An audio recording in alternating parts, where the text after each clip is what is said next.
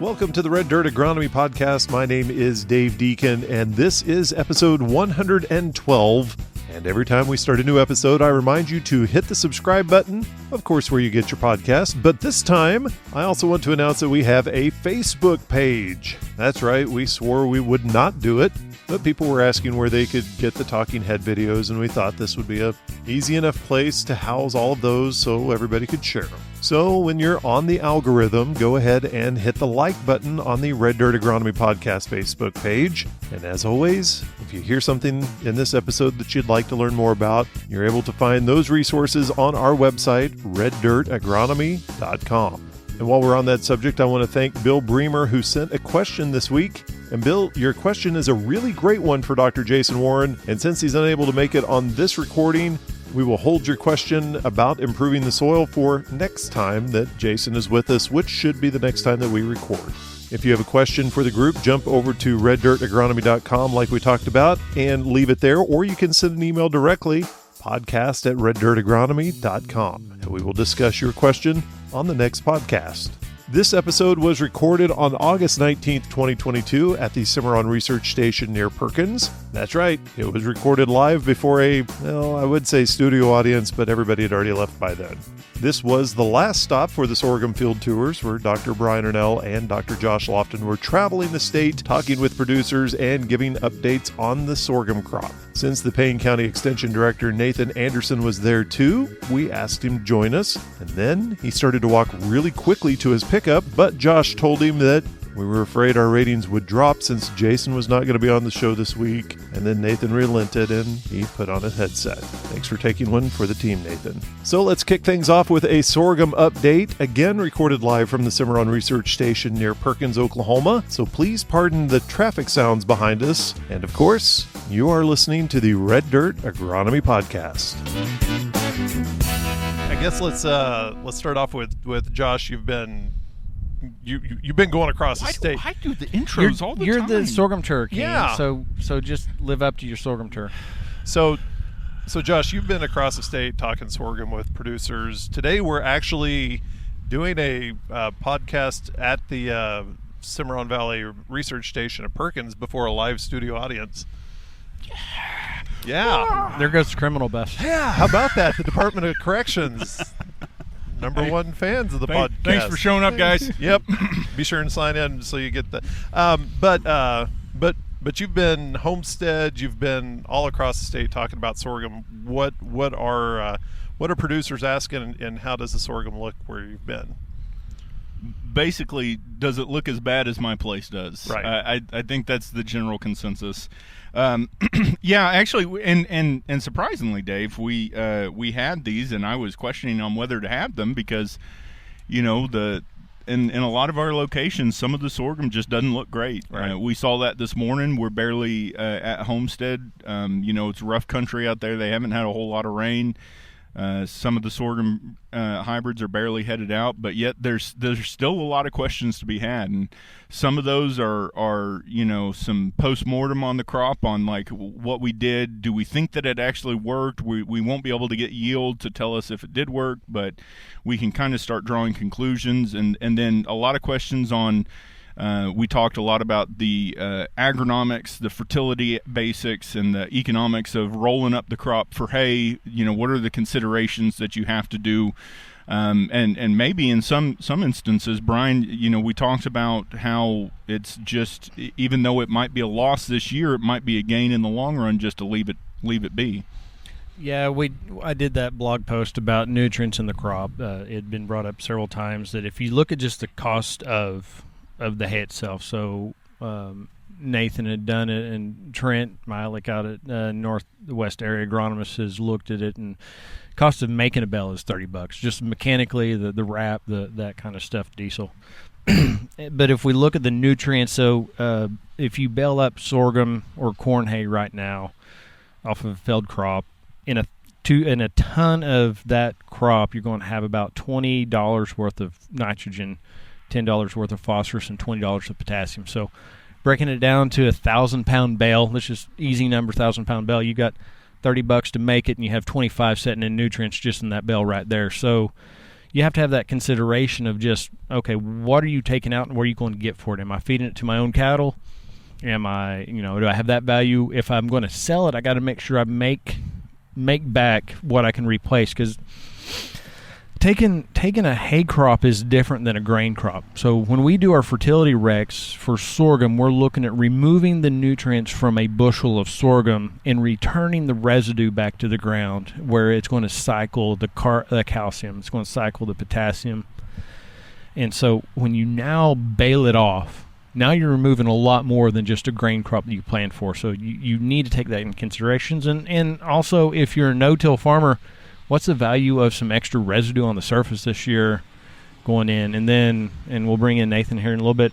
What if we just release the cattle out there? What are our considerations? What are considerations if we're baling a crop anyways that failed that might have high nitrate or prussic acid? Yeah, and there's a lot of dynamics that go into that, and we've talked about it, and I'm sure we'll talk about it more today. But overall, we've on the tours we've seen a mixed bag. There's still a good amount of interest. I think we've universally at each location gotten more people there than we thought would end up being there. So there's still good interest, good folks that are coming out and seeing the varieties and and seeing how they're performing, because this is the type of year we can all take some varieties and see them in a good year like we had like last year and seeing how well they do and all that. But a lot of the time the best variety isn't maybe the one that'll pop off in a good year, but is the one that in this type of year you have to make that very hard decision on, do I take a 50 bushel grain crop, or is the hay worth more to me? And so these are the kind of varieties we want to take a gander at and have into our system, and as well as providing good service to the growers. It's also really good for the companies that are trying to market the best hybrids available for our growers. That way we're not putting out bad material for our growers to use, and if we have a year like this, then we have options available. So it's been pretty good.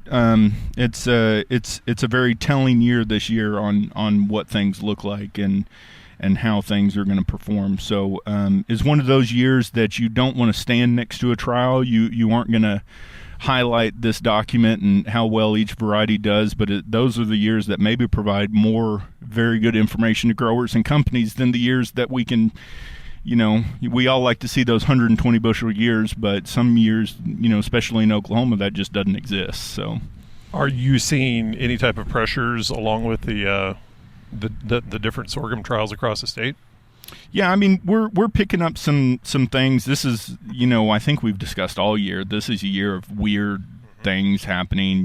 We have, we've had blister beetles that, walk past a pigweed plant to eat a soybean plant. We've had chinch bugs in corn, chewing off silks and tassels, and we've found some mites in some of the sorghum that, are one of those things of like, well, this is not out of the question, but it is unusual. Right. So it is one of those things that, especially when you start digging around in these things that, especially some of these sorghum trials that, I think we expect sorghum to go through a lot, but I don't think anybody can sit out this year and say, we expect sorghum to take this kind of year and just keep on ticking. It's been a rough year, and so it's interesting to see some of these things. Probably not great to see them, but I mean, it's one of those things that it's added that another decision.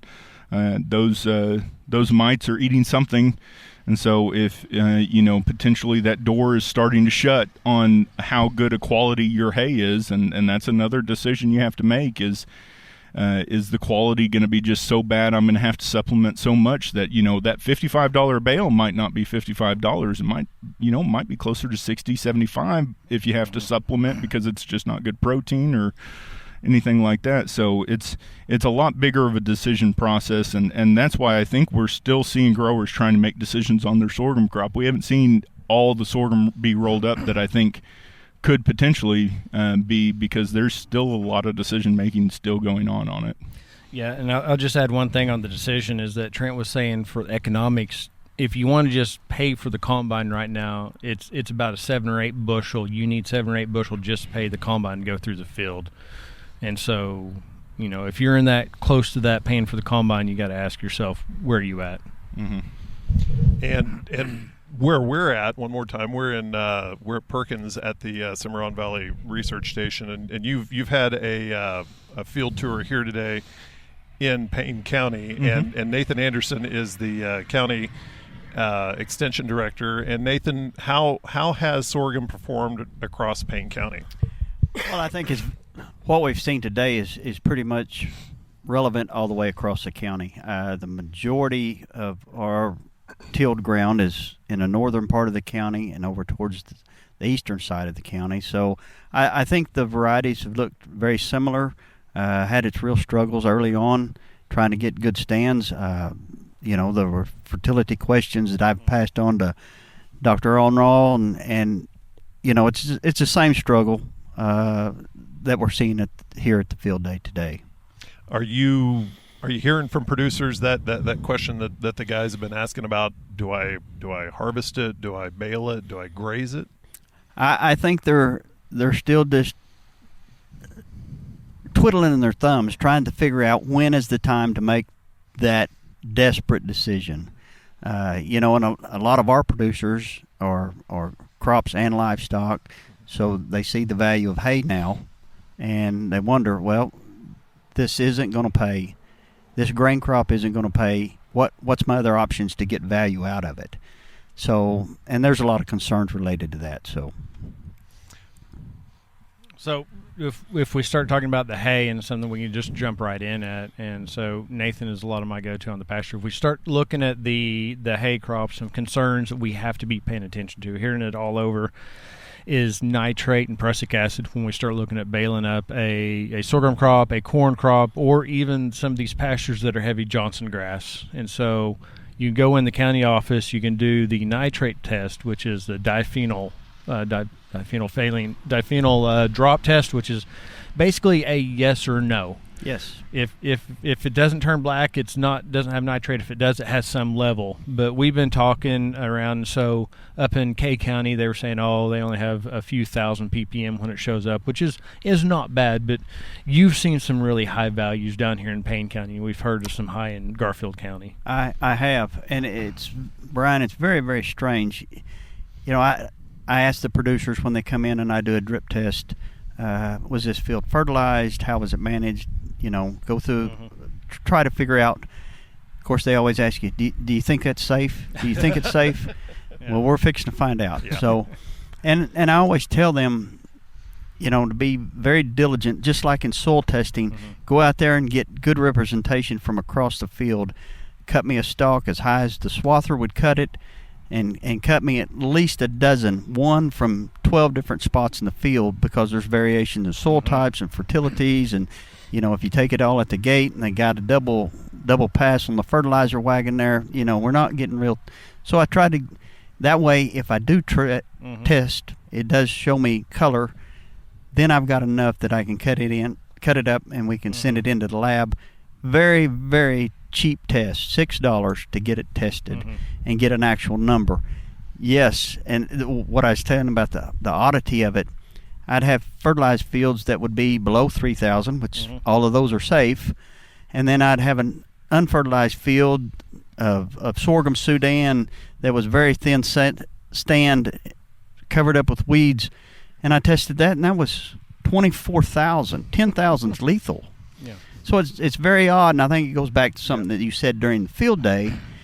With all these dry conditions, all this nitrogen's coming up, and that's the only answer that we can really come up with as why some locations are pulling up some high nitrates. I've had numerous 8,000 and 9,000. I had a 12, I had a 14, then I had this one that was 24,000. So it's great variation, and the majority of them are still in the hundreds. Yep. So let me ask you, if you have a client that comes in and they test 24,000, what do you tell them to do with that?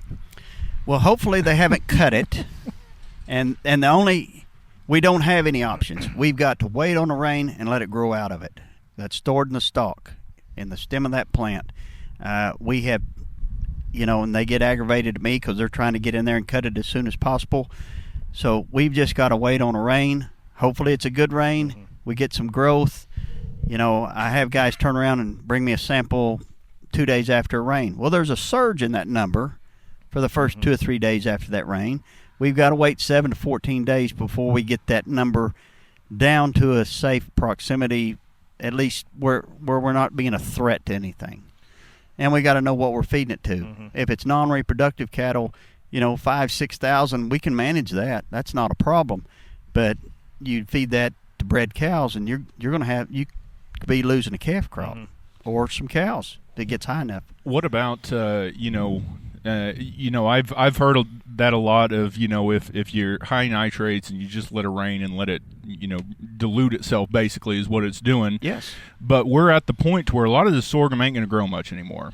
So and my concern is, have you looked much on how much nitrate comes in the tillers that potentially could subsequently grow if we do get a rain? Because if we get a rain, I think that's the only thing that's going to grow, is especially on the grain. We're not maybe talking about sorghum sedan or forage sorghum. BMR sorghum might still have some growth left in it, but at least all the varieties we've seen, there's no more vegetation coming that isn't through a tiller. So I've always gone the indication that at this stage in the game, that nitrate's almost what you got to deal with, because if you let more tillers grow, that potentially could have higher nitrate, on some of that low growth.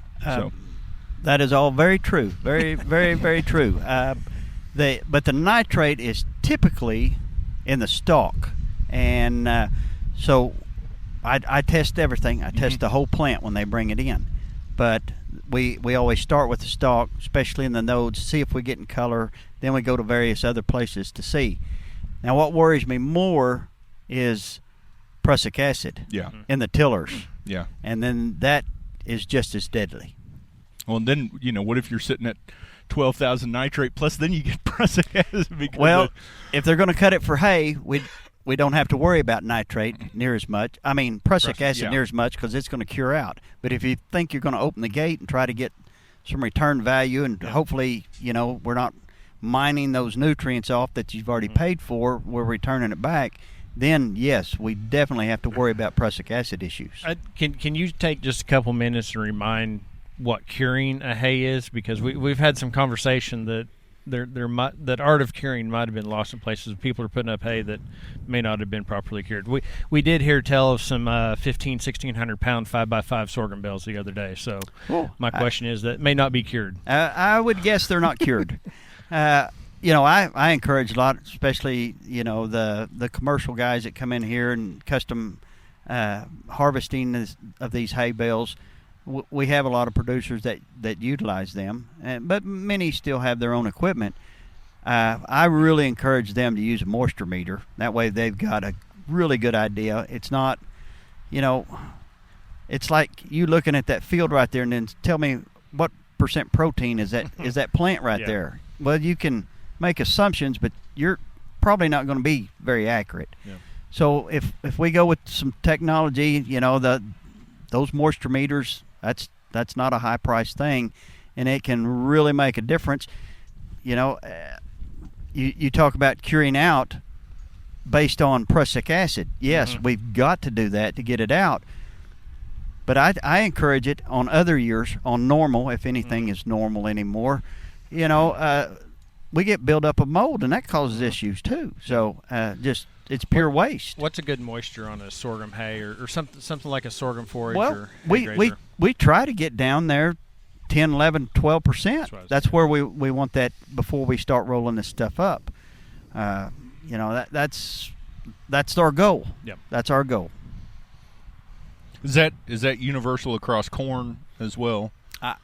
I believe so. Okay. I've never heard any other moisture percentages that would vary. I've seen some legumes that, man, they'll roll that stuff up, and some of those bales turn black on you. But it's so high in sugar, but it was still cured, and it took a lot of time because they're big foliar type plants. talk about Austrian winter peas or something like that. I'm going to put you on the spot, Nathan, because Josh and I were talking about this on the way to Homestead, and I couldn't remember the numbers. Do you remember what the numbers are for quality on baling soybean? Because there's going to be a lot of soybean rolled up in bales. My assumption is stemmier, so you probably have a little bit less feed value in it because a little bit heavier stem, but I can't remember protein-wise. Do you remember off the top of your head? Not exactly. I think we can get some 12, 14% protein, but I say that, and if somebody goes and bales it out, and it turns out to be 6, well, maturity is always the factor. Yep. And how well the sample was taken of the hay, and there's a lot of issues. Do you know of any particular concerns with feeding soybean hay, of anything, or is it just that getting them used to it probably, because it is something different? No, I don't think there's any other issues other than, we've got to have protein, we've got to have TDN. They've got to be able to digest it, otherwise there's no need in really doing it. So, again, we go back to the standard numbers. A spring calving cow, during the times we're feeding her hay, she needs 9% protein, and we need at least 53% TDN. If that's a lactating cow, we need to shoot for 10, 11% protein and still 55, hopefully 55 or better TDN. If those, regardless of what it is, they will get acclimated to it if that's all that's out there. Well, so, I think we've probably talked the sorghum thing to death, but we're 2 weeks from planting wheat season. We all know that Labor Day there's going to be some wheat going in the ground, moisture or not. What would you tell folks that are looking? Oftentimes because a lot of the pasture has kind of gone downhill, so they're looking for something to kind of head themselves into winter. What are you telling folks, not only on native pasture, but on upcoming potential wheat pasture? Well, on the wheat pasture, you talk about Labor Day and planting wheat. Some of these guys, a lot of our wheat in Payne County is used for graze out or hay. They're going to put it up in March and put up some pretty decent quality hay.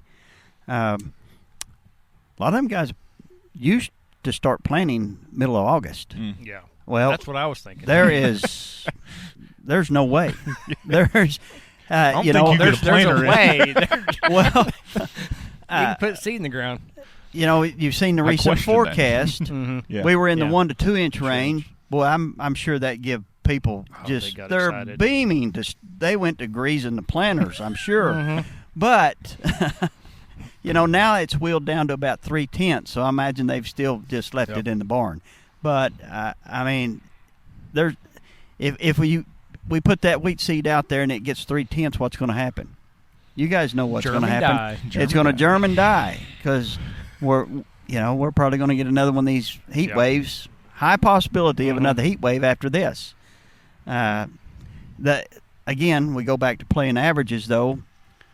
That's what we have seen here in Payne County is, and we've talked about it on late summer fertilization to extend some high quality forage, standing forage that we don't have to roll up, and reduce our hay amounts that we need to put out.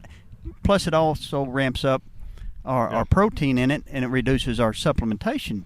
So, that is just. I mean, so I'll throw that. Would you advising somebody? Let's say somebody's got more acres and a lot of stuff to do. Would it be worth maybe putting a field or two in, rolling the dice on it, and just saying this may have to be a replant, but if we get rain, now we've got a couple fields set early? That's a high possibility. We've talked about this a lot. Is the diversification in this climate might be one of those that we can't play safe on 110% of the acres. That we may have to roll the dice on a few, because if it hits, awesome. But if you don't have anything, you don't have anything. Then you're just out of luck. Yeah. Yeah, then you're going back and saying, well, do I harvest this grain sorghum out here, or do I bale it up? Yeah. And how much does soil temperature play in actual planting of wheat? Brian totally rolled his eyes. No, well, I actually just saw Jimmy Kinder sharing some data from the Southwest from Walters on their soil temps and their soil moisture.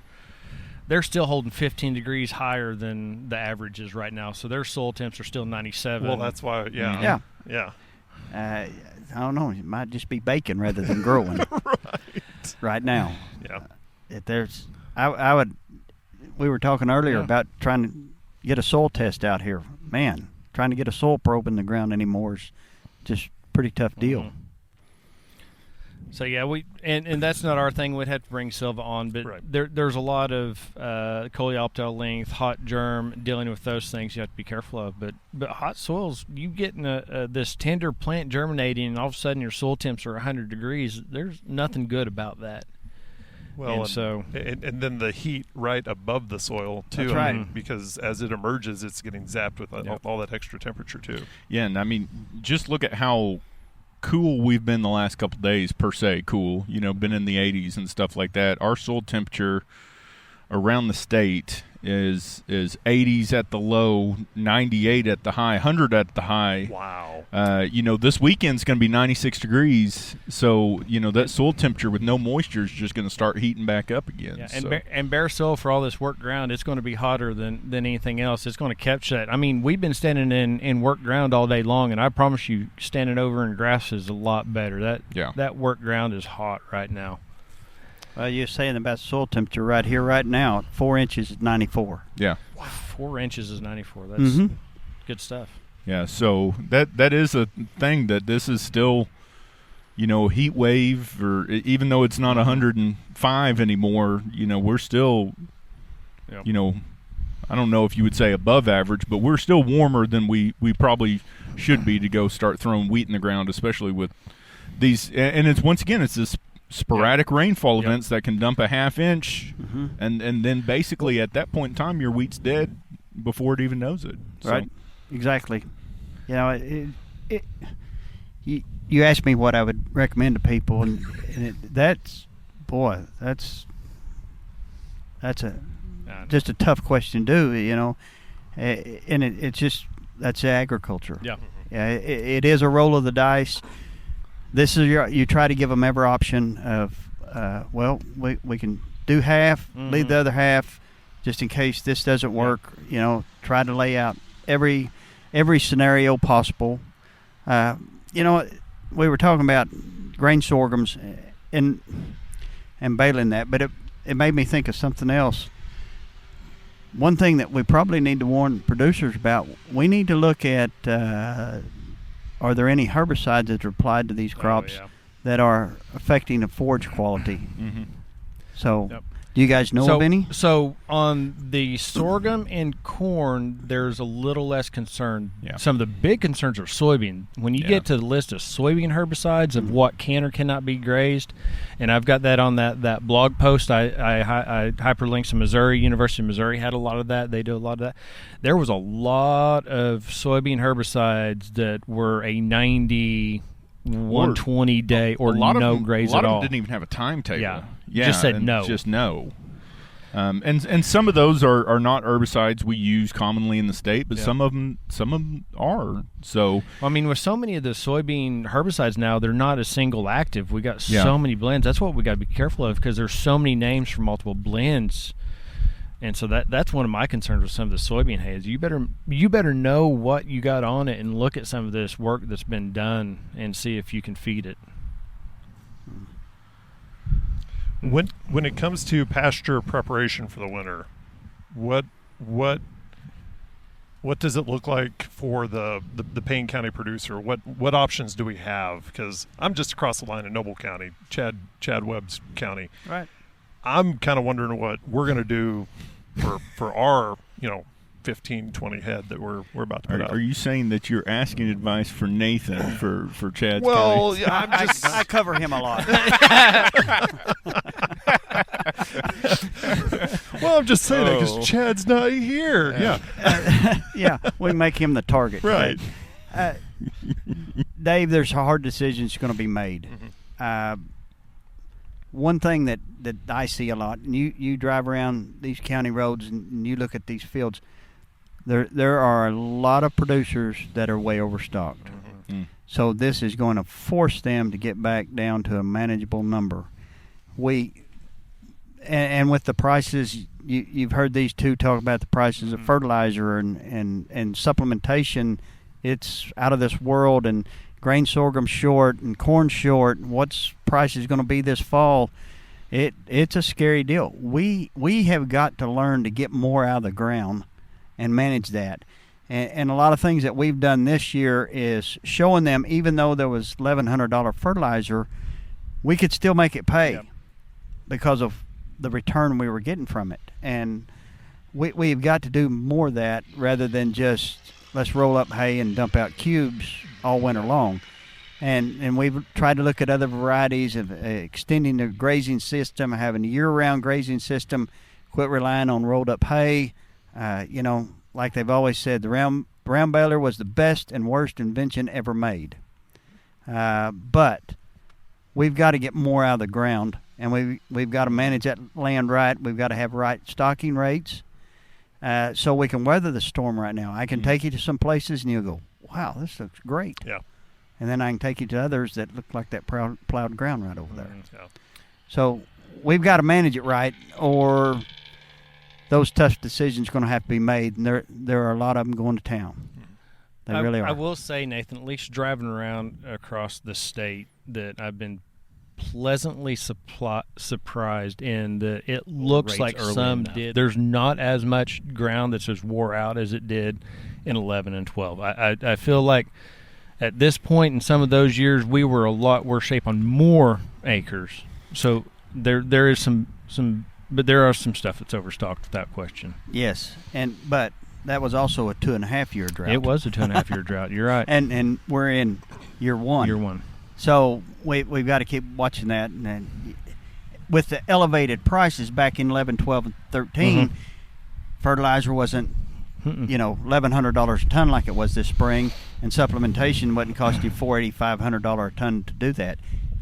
Hay on the market hay did go high, but it come right back down after things kind of leveled out a little bit. But we've got to be better managers. We've tried to look at extended grazing system. Back to your word of diversification, have a diversified grazing crops out there that we can go to, cool seasons, looking at perennials, annuals, all those things, incorporating them so we can manage everything a little better. If we don't get rain, is this a year that we don't look at interseeding wheat into some of the Bermuda grass, or well, we're going to have the same success with it on a grain crop. Yeah, fair enough. Moisture's moisture. We got to have it. Ag relies on water. There are benefits to just letting a pasture set. Yes, it is always good. And when we come out of that 11, 12, 13 drought, we were advising people, especially on native grasses, you've got to let those fields rest. You've got to give them some rest. And a lot of people, when they talk about fertility, they only think nitrogen. Oh, yeah.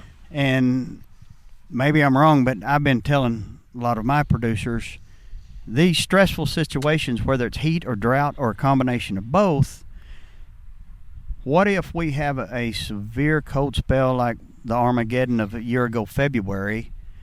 What is that going to do to grass stands? We have depleted their energy source because it's taken everything to get us to today. So I've been really encouraging people to go back now and put in that phosphorus and potash, because that is what is going to replenish that and keep that stand growing it, so we're not having to spend $200 an acre reestablishing a permanent grass. And I've been on that even without drought.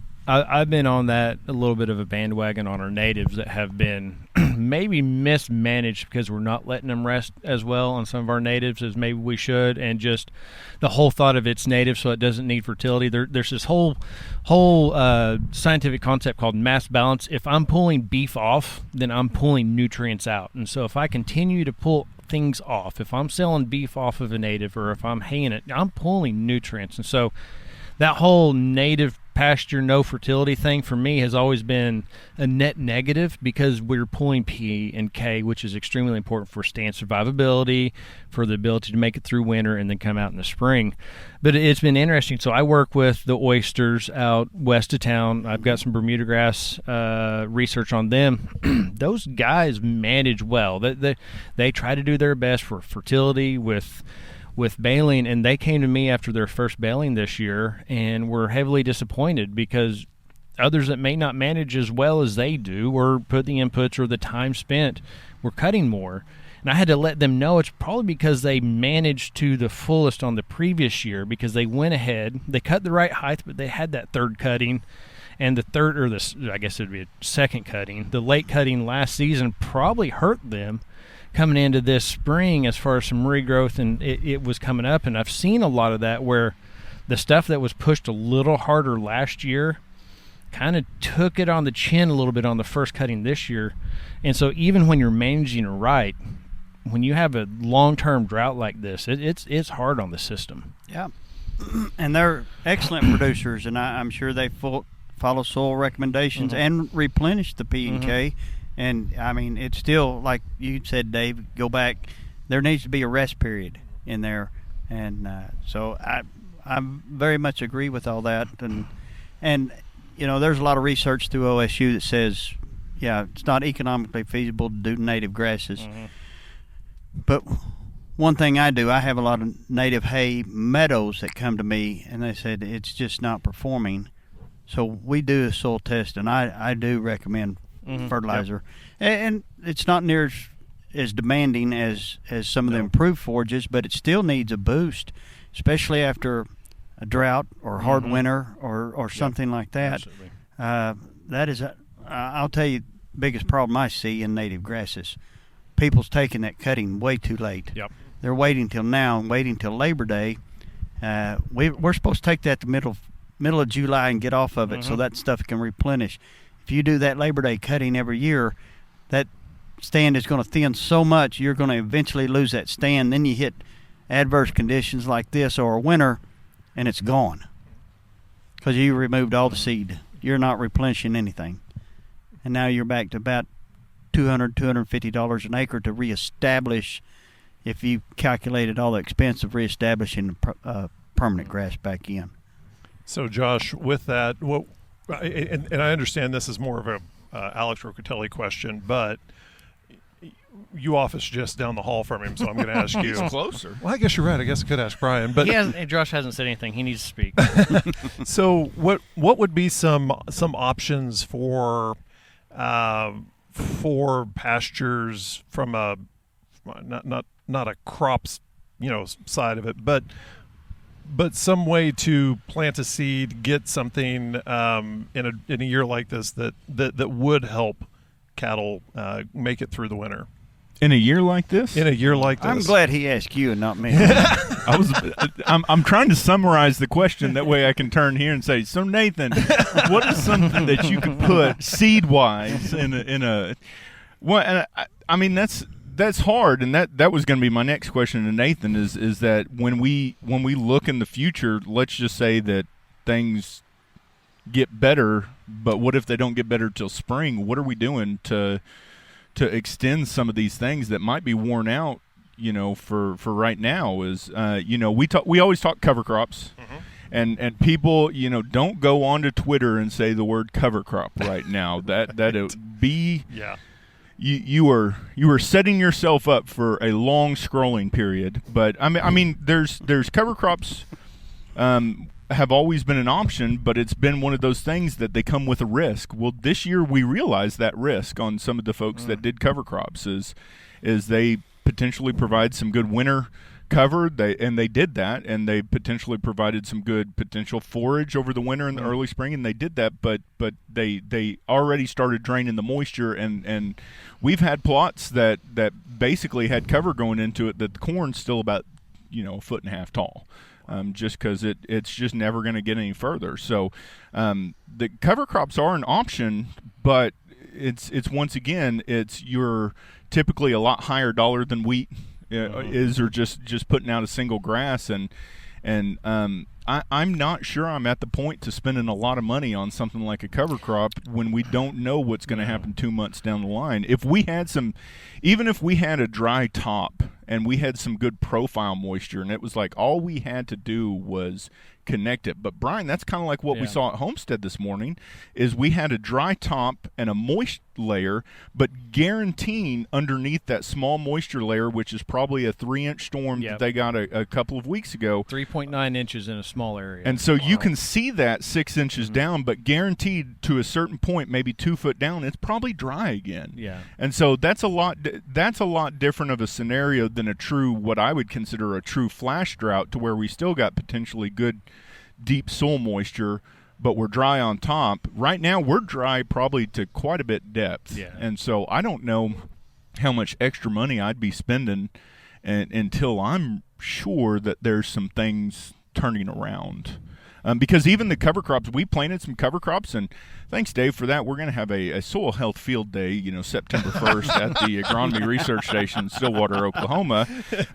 Where can people sign up for it, Josh? You don't even have to RSVP. You can just show up. And guess what? The OSU football game is that day. I didn't even plan it. It's just that good that's going to be there. The first OSU football game. But where I was going with that is those cover crops that we've even irrigated up aren't doing great right now, because they're constantly working on just a small fraction of moisture that every time we irrigate, that soaks that first couple of inches. But when you get a little bit deeper and you get down in some of the deeper soil, it's dry. And so you're setting yourself up for a cold winter or hard winter, or maybe even a dry spring, where the roots are going to be very shallow, and you're potentially spending some money and maybe not getting that return on investment. Now, if things turn around in the next month, you might get me to say something different. But as of right now, I don't know how much high dollar practices I'm throwing out onto a farm. Now, I'm with Brian. I'm willing to plant some wheat in some fields to hope that it works. But am I going to plant a $30 an acre cover crop mix? That gets a little harder to digest right now. In a month, we've had a couple of inches of rain. I might be willing to argue that with some of these guys, but right now, that is hard to digest. You guys are just depressing. Why did y'all ask me? We were hoping you would be happy. We've been like that since we started in March. Nathan, you're the ray of sunshine today. You got to make it work. But I did want to go back to that question. Is that let's say we're looking towards, and I'm going to say this really quietly, but Todd Bauman, if this doesn't happen, it's his fault, because he retweeted it on Twitter. Looking at our long range forecast for next spring has the potential to be wetter than average. So let's say that comes to fruition. That is a future we are hopefully looking at. So let's say March we're going to be wetter than average, but maybe until then we're drier or as normal. What would you tell guys heading into winter, or any of your producers heading into winter that could get us to that point? Don't want to liquidate a herd. So what are we going to do? Well, we've got to look at supplementation to help them along, but then I'd go back to Brian's idea and do half the crop, half the fields, and try the wheat, take a shot, roll the dice, see if it works. Maybe we can struggle along.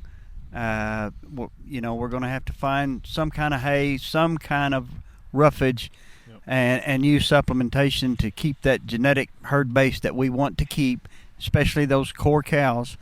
Then go into spring and looking at other cool season annuals. Crop guys don't want to hear it, but the ryegrasses and things like that, and the spring oats, and then hopefully we can just get a shot and maybe, jump this hurdle and make it. And Nathan, we were talking about the field day that, typically in a year like this, we'd be recommending on the Bermuda grass side to be hitting it a little shot right now to stockpile would be trying to fertilize for a stockpile. So right now we start talking about, do we fertilize and try to stockpile? And my thought was, if you've already fully fertilized or you have what you would have down for a normal year, then I wouldn't be adding more, because we haven't had a normal year. But if you've gone in and didn't buy any of that expensive fertilizer in the spring, you've been running on basically reserves from the past, then it might not be a bad idea to get a little nitrogen, phosphorus, potassium out there and hope that we get a little bit of late growth before we freeze off and have a little stockpile. If nothing else, a stockpile, it should help us go into and harden off and be better to come out in the spring, especially if we do have a good spring coming out, and that Bermuda grass will have more energy reserved in the roots and be able to take off and compete. It's been a rough couple years with our annuals weeds coming up, and because the Bermuda grass has been a little delayed. So anything we could do to help that Bermuda grass to get out of the ground a little bit earlier, a little bit stronger, it isn't a bad idea. Now, I'm not going out full bore NPK right now, but if I haven't had anything down in a while on my good Bermuda grass, I'm not opposed to putting a little bit out. Prices have settled a little bit, and so there is some value in that. Sure, and if you can afford the P&K to go with it, that'd be an opportune time. That would be great. But also, like we discussed earlier too, shot of lime may really help. Be greatly beneficial at this time too, and it didn't fluctuate in price that much like fertilizer did. Well, so let me go back to, once again, we had some intellectual conversations on the way out to Homestead this morning, where we saw a lot of pastures that have been windrowed, and some really tiny windrows, and we get that question a lot, of, hey, we're getting a little dry on a normal year, my quality's about to go down, but I don't have the tonnage we need. Those are on normal years when I would tell folks, hey, if you got good quality, you're already got a decent sized crop, go ahead and cut it. What about these fields that are potentially windrowed? Brian, windrows were barely creeping out of the straw. They were double pass windrow, and I don't think they had anything more than 3 or 4 inches tall and 2 foot wide. I don't know a baler could pick it up. And so if you go to that on losing quality because we're drying up grass, getting stemmy, but you need to make that one more pass, or you think you need to make that one more pass to stockpile or get a little extra hay.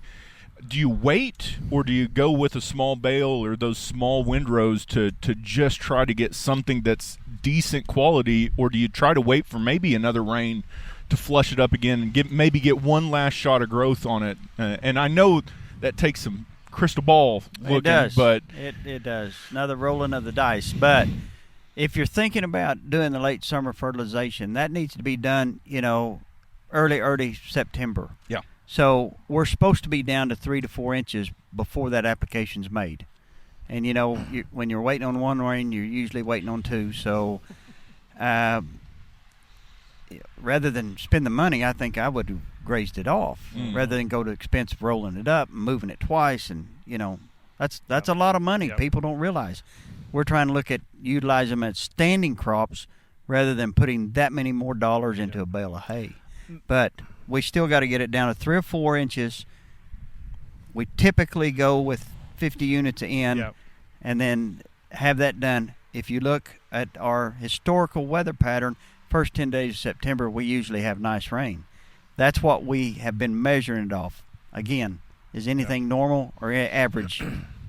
My fear on those guys that went ahead and swathed is, I'm hoping we get regrowth. The later we wait on swathing our crops, it's not just the natives, it's Bermuda grass. The later we pull that off and don't allow it to recover and put the reserves back down, because it's going to put more energy in, it can make our springtime harder. And so as we keep cutting lower and we don't get a lot of growth, there may be more downstream negatives to taking a short crop right now than just leaving it out there and having it to be able to put the reserves back in for the next season. And I'd rather see cattle put out, because it's at a proper stocking rate and not grazed down, but leave 3 or 4 inches of biomass out there. Don't get it grazed down, than just swathing it down to 2 or 3 inches tall and us not get that September rain and be able to put in. So I'm really cautious on this last minute baling on short crop. Well, and another thing is, and I'm kind of shooting from the hip now. I don't have the research to. That's literally this whole podcast. The research to back this up, but so many people have disc mowers now, and they're shaving the ground. Man, that plant, we've got to have leaf, we've got to have the solar panels, or it will not recover under any condition. And I think you raise that cutter bar up, you're going to save yourself a lot. Yeah. Just by raising that cutter bar, then you're to the point of, is there enough even that to go out there and mow? Yeah. Well, so we've talked a lot about, your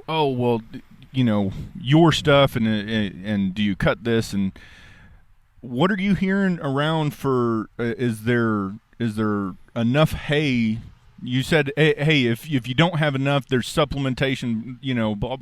What happens? When you don't have enough hay, you're getting there. Is there enough hay going around? Is it getting expensive?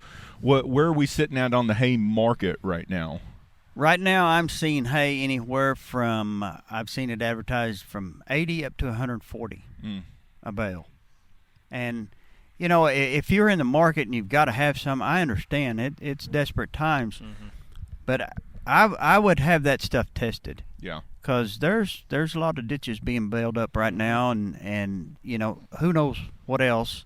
But I would also want to test on nitrate too. But I'd sure like to see a basic analysis run on it and get the protein and TDN, because $80 for fodder is one thing, and $80 for 6% protein and 53 TDN, that's total.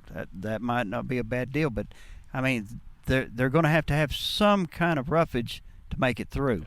And if you don't have the roughage, you can't find the roughage, then we have to sell. Josh did this earlier, so I'm going to give a stab at it. Watch this. Okay, you guys ready? And of course, people can go to their county extension office and have help with the forage test. How was that? Was that okay? Was it not That's great? almost like sunup. Almost. But in honesty, I mean, they can come to you if they do buy the hay and they don't know what to do with a forage test. Yes, we can do all that testing. Yeah, soil testing lab right now is running hard on forages. They are turning burn. In fact, they are, for their soils to do the nitrogen test, total nitrogen tests and carbon, they've moved to my lab so they could basically focus all of their for their total nitrogen. This isn't for their this is their protein analysis, so they could focus all machines on their forages because they are doing nonstop nitrate testing. Forage. Yeah. And so those folks in Swallowful are working hard right now. You bet. When it comes to overgrazing a pasture, and there's no grass, good grass left, but just weeds. What should a producer be thinking about whenever they're left with broomweed, whenever they're left with just a pasture of weeds? Well, when you get to that, there's no value, no quality in that. I mean, you're going to have to buy it and replace that forage that isn't growing. So you're going to have to buy that $80 to $140 round bales just to sustain them, and that's all there is to it. And Josh was talking about cutting it down to 3 inches. Well, anytime you open the canopy, if we do that, and we tried this late summer fertilization and we didn't get the moisture and it didn't really grow that extra ton, because that's what we normally will see as a result of that, then that canopy's open, more susceptible to cold situations. Also opens a canopy, you're going to have more weeds next year. So always, we always tell the producers this: if you can't afford fertility and herbicide, always kill the weeds. Pound of weeds could have been a pound of grass. Yeah, that's true. So and we did a lot of this, and hopefully we won't need it, but 12, 13, and even 14, we did a lot of pasture work on bringing pastures back, and rejuvenation. That is rest, stocking rate, herbicide, making sure your soils are in good condition, rest. Did you say rest? I think you said rest. Yeah. but is a little bit of herbicide management, make sure your P and K fertility is even more important than your pH on that point for recovery, or your nitrogen, and just keeping some of those weeds down and letting that grass come back. And we hope they all remember these situations. Yeah. Not that we want to live them again, but keep that right stocking rate, so we're not putting that much pressure on this forage. Again, we We can't make it without water. Yep, that's true. Pray for rain and don't complain about the mud. There you go. There you go. I always complain when my mud gets a little too muddy. I don't know. And that, my friends, is the end of the Red.